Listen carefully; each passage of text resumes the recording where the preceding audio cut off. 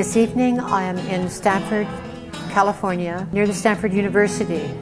I'm in the Synergy House to meet the different residents who live here, to find out why they live in such a house that is alternative living, vegetarian, and what their thoughts are in the way of what they're contributing to the planet at this point in time in their life. The enthusiasm of each and every person that I have met, the presence that each and every one has shown, it's been a total amazing experience.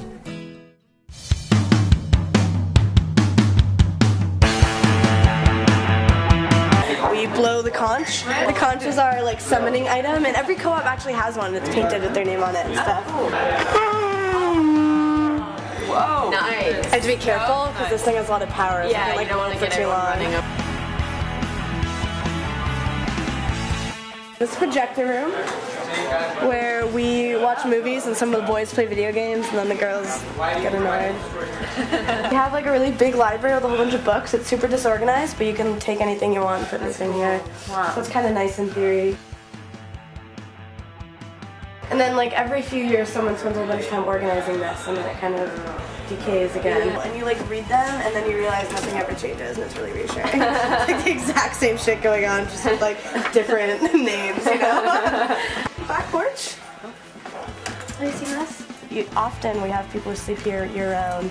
The guy who was the notorious porch sleeper got a girlfriend and had to share a room. So that's kind of, I know, totally lame, right? It's the fire pit. This is really central to Synergy life. We have fire circles, definitely every full moon and often other times.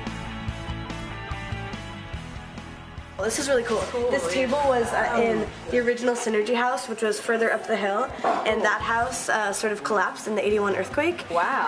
And so Synergy was homeless and had to sleep on the lawns of other co-ops for the rest of the school year and stuff.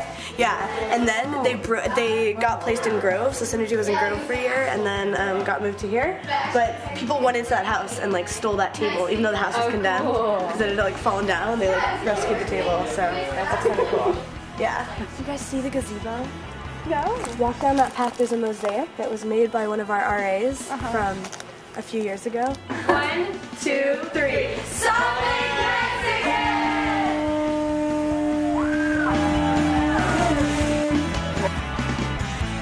How long have you been at Synergy House? I've just lived here this year. I love it so much here. I want to live here next year. This is my second year living in the house. I've lived here for 2 years now, or 5 quarters. I started living here fall quarter. The pattern is that people don't usually spend more than 2 years actually living here because it's a really intense experience and it takes a lot of energy to create an experience like Synergy. And so people sometimes after 2 years feel ready to move elsewhere and have a little more space. I'm a senior this year, so I've been enjoying the social life here. We are a very social house. We had a party this weekend, the circus party. I mean, people they throw together fun things all the time. It's just a place where almost anything can happen. If someone has an idea, the house is open enough that they can just do their idea. It's really so open-ended. Anything goes pretty much. I believe that right now we have around 55 people living in the house. Might be a little bit more or a little bit less, depending on the quarter, winter quarter. Some people might be abroad. So every resident does work to contribute to the house's functioning, which is why it's a cooperative rather than the other houses on campus, which are called self-ops, where they have a staff who does cooking and cleaning. So here every resident is required to do one job per week, and it's about a 3-hour job. Cooking and cleaning the kitchen, and bread and random stuff like granola and beans and pre-dinner clean. So you do one of those every week. And those are the main jobs, and there are a few other little things like granola or make hummus or something. And then once a quarter, everybody does a house clean and a kitchen clean. That's a little more in depth, and a bathroom clean and that kind of stuff. Those are the required contributions of residents. But we also ask that people contribute to the different things that we put on. Like when we have a party, we really ask everybody to help participate and make this an intentional community rather than a passive coming together of students because we just happen to be here. And in terms of running the house, that would be the managers. I think, all right, let me see. We have a garden manager, a house manager, a social manager, 2 kitchen managers, a financial manager, I believe that's it. We also have an RA who's university hired. Well, the university has a particular set of assumptions about what they think the RA does in the House. Essentially, the RA serves as the liaison between the House. Houses are self-governed, and so I was on sort of this group of close-knit people who manage the day-to-day functioning of the House. Synergy is a community that functions pretty much autonomously and self-governs, has a different relationship to the RA than most other houses. Basically, I see my job as just someone who holds the space for the House to do what it would naturally do otherwise.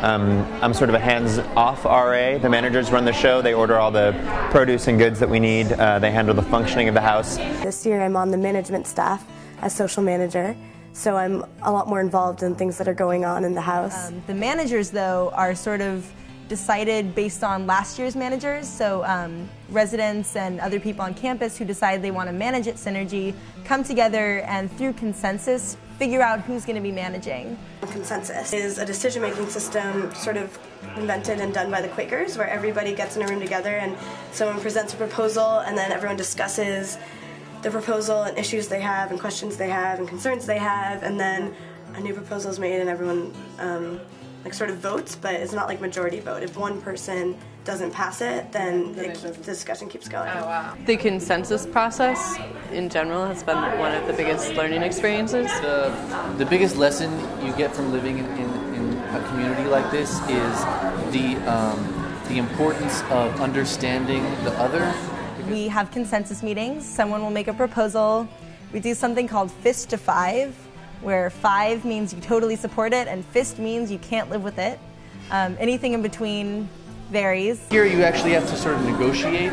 There's a lot of decision making that happens. What kind of food are we going to buy? Are we going to buy avocados from South America, have them shipped here all the way, or are we going to do something that's more local? The kitchen managers order our produce, our dry goods, everything. So it's kind of a synergistic combination, you could say. As a house, it's a huge economy of scale, and so you have a lot of sway in terms of how you're spending all that money. So when we're sitting in a consensus meeting, that's when you really have to try to understand someone else's point of view. Because we don't vote, you really have to put yourself in someone's shoes and have some empathy about their perspective in order to come to consensus, because the meeting's not over until we come to consensus. And so it's not a perfect process, and it's a frustrating process, but it's definitely one in which I've learned a lot. Every quarter we have to meet to decide rooms, who's living with who and where. Yeah, so we get in a big room together at 9 a.m. like the day before classes start every quarter, and we create new rooming arrangements and new rooms, and there's a whole big discussion that happens, and people rank the specific rooms they want, and like that's how that works, but it's like a really involved process. It's tricky, you have different people trying to voice their needs, and then other people trying to claim that their need is great or ends up judging other people's needs. So it's a difficult balance to strike between respecting what people want and need and trying to accommodate that, and then also having your own self-hurt. And people get frustrated because it seems like always the squeaky wheel gets the grease, and the people that complain the most or hold out the longest get what they want. It's cool because new things get created every quarter. So sometimes what we've done is created a commune where we've taken a few rooms and designated them for different purposes. And that can be a really cool experience where this year when we had a commune, the commune really bonded together, and we've done lots of things together since. There's a lot of discussion revolving around what it means to be in a community together, what it means to live together and create the rhetoric of community and what that looks like in practice. And we spend a lot of time looking at that, and I think a collegiate setting is a very unique place to look at what community really means. Even if we don't find the answer, usually it looks more like a practice, something that you look at on the day-to-day rather than an actual answer that we espouse. I like the analogy of a beehive. I think that's a good way to describe how synergy works, people working together and yet leading their own individual lives. So no matter what, there's always a range of how involved residents are, and some people really do spend a lot of time in their specific bedroom. Everyone has their own space in the upstairs of the house. And so some people spend more time in their bedroom and less time, as part of the active community. And that happens every year since we draw from a general population of students. And so I think that will continue, that there will be people who are really excited and really active and really make things happen here, and other people who keep more to themselves. The co-ops have this sort of special situation. It's very important for a co-op to have people who want to be here. So there was an issue this year when the housing policy of the university changed. In the past, Stanford has had a system where there are certain people that we give them a list of certain people who have done extra contributions to show that they want to live here, and then those people get priority, and those people are more likely to get into the house than those who haven't done the requirements. And the requirements involve a tour of the house and helping us with a chore. And that's what we have done in past years. And they made it so that it's harder for co-ops to really select a group of students. They wanted more, I guess, osmosis of juniors and seniors, and they wanted juniors and seniors particularly to get the housing that they want because of class status, I guess. The university decided to get rid of the priority system.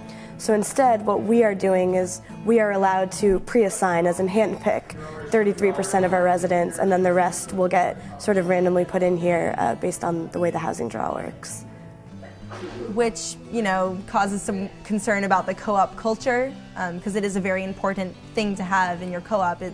I mean, the jobs alone, for example, like if you don't have people who are committed to the house, then the job situation tends to decline.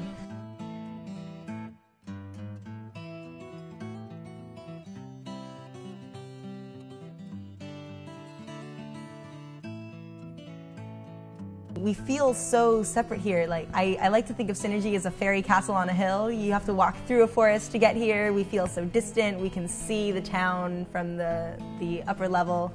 All these common spaces that we spend a lot of time with. I eat breakfast right over there pretty much every morning. I eat dinner right out there or in the backyard every morning or every evening. And we have trees, and I feel like Synergy as a physical space is set away from the rest of campus. It's very quiet. It's on the top of a hill. We have gardens that we spend a lot of time in. So there is much more of a sense of ownership for this space, that we really steward this house, and the house influences us and how we relate to the community.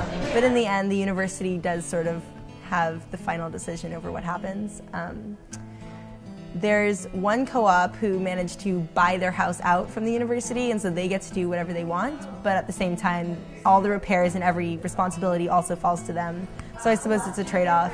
But yeah, the university did just sort of pass this legislation. There was a co-op council where the main members of each co-op got together and tried to work it out, tried to think of some way to convince the university this was wrong.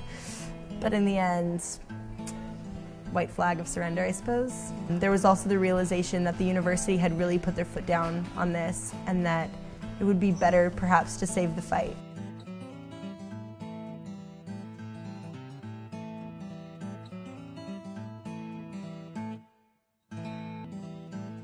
That's the concern. At the same time, the people who do end up in Synergy, who are the university's selected residents, those people at the same time did express an interest in Synergy. So there's still the hope that they want to live here and they know why they want to live here and will contribute to the culture. I definitely feel that like my life has really changed while I was here, and I wouldn't want to deny other people that.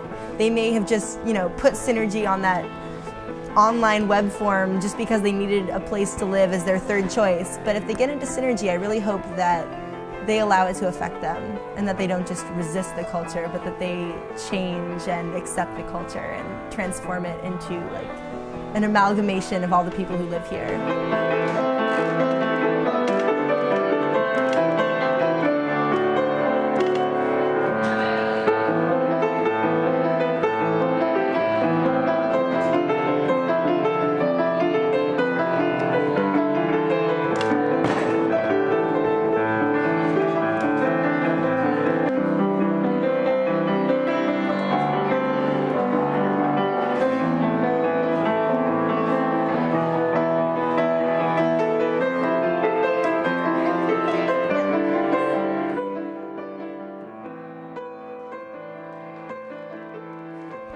Yeah, we do. It's a little tentative because, as I mentioned, it is a consensus process, and people need to be sort of unanimously willing to do certain things for the house to proceed. It's not like there's a minority who just gets silenced. So in like situations of conflict, usually if it's just between individuals, our RA Luke is like thoroughly trained in facilitation. I've had a little bit of training in nonviolent communication, and we did have a guest speaker come at the beginning of the year to give sort of a primer workshop to the whole house. I wouldn't say that we use it as a totally functional template, but it's definitely one of the guiding ideologies of the house. I mean, just a very basic peer mediation model is one of the things that we use for the most part to resolve conflicts. The real takeaway message that I got was to really be connected with your needs and the needs of others. Like, there are very real human needs that you might not take into consideration when you're in some kind of conflict situation. For example, the need to celebrate is a real human need. The need to be part of a social community is a real human need. And respecting the needs that we don't normally think of as needs is really important for working with someone. And also for yourself, you need to recognize what you want, so when you feel some way towards a person, you can look at yourself and be, oh, that's what I need.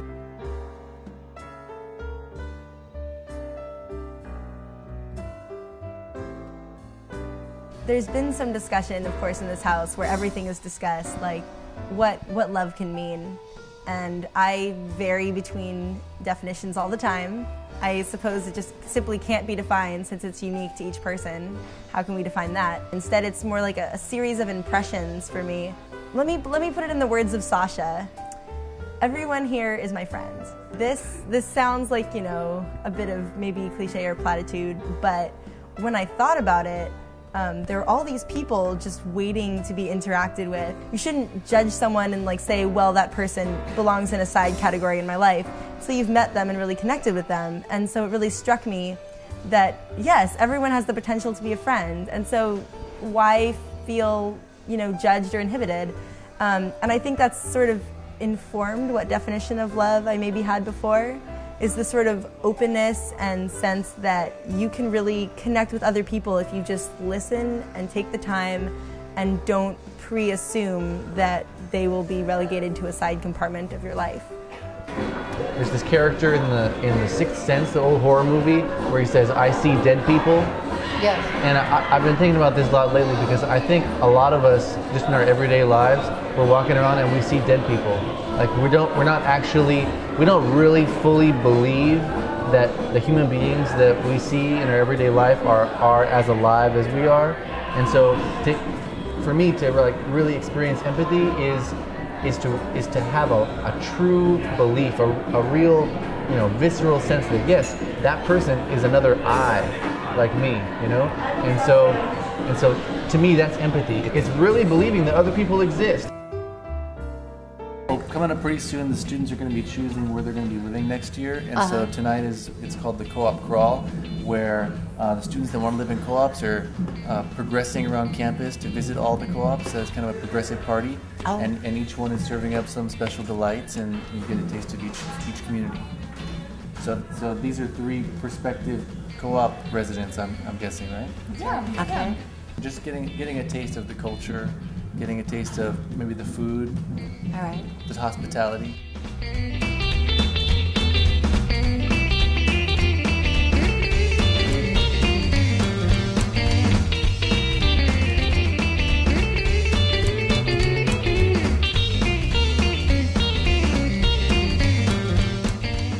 I've become a much better cook since living here, which is always great.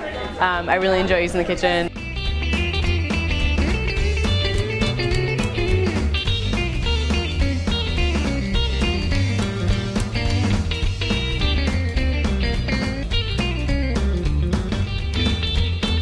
To cook, and I get to share a lot of time cooking with my friends in the house. I guess it's not every house that has like quinoa for dinner. Not all the houses have the opportunity to have such a wonderful kitchen stocked with produce and stocked with all the ingredients that you would ever need. So really just cooking, which I think is an amazing life skill, is something that I've had a chance to love and enjoy and learn about.